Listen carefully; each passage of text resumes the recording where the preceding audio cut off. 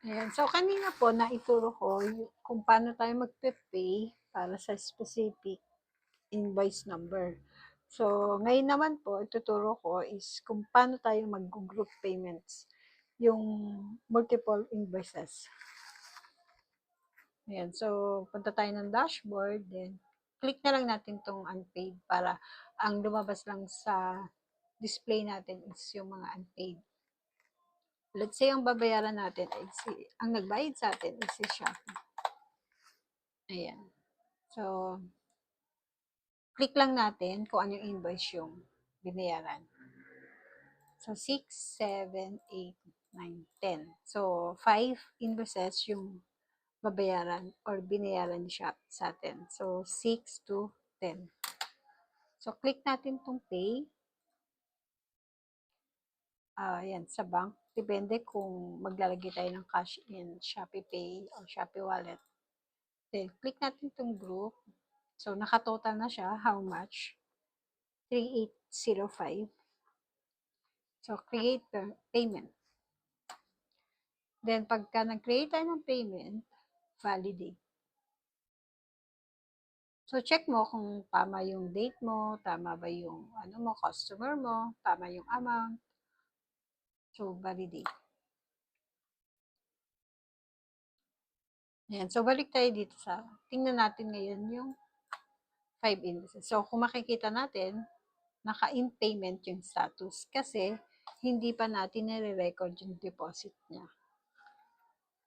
So, go to bank. So, new.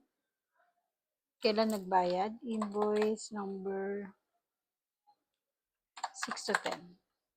Then, sino yung customer natin na nagbayad? How much? 3805. Ayan. So, makikita natin, para dito sa deposit natin na 3,805, may lumabas na reconcile 12. So, click natin. Ayan. So, lalabas dito lahat ng mga unpaid ni Shopee. So, click natin yung 6, 7, 8, 9, 10. So, dito, mapapansin mo, naka-0. Ibig sabihin, lahat ng mga binayaran na invoice na i-click natin,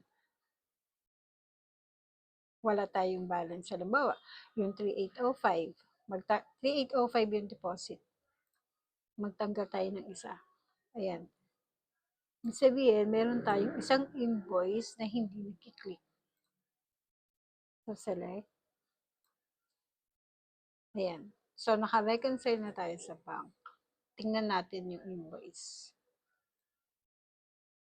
Ayan. So, kung mapapansin mo, sa bank, though, i-discuss ko rin naman to pagka nasa bank module na tayo. So, ito yung entry niya.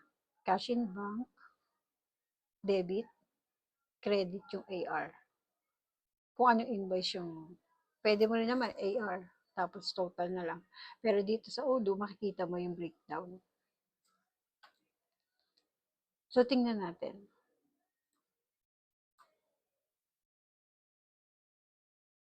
Shopee. So, hanapin natin yung Ito siya. Naka-paid na.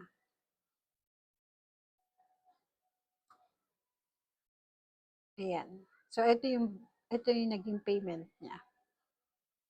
Click mo lang yan. View. Ayan. Ayan na yung pinaka-entry ng deposit mo.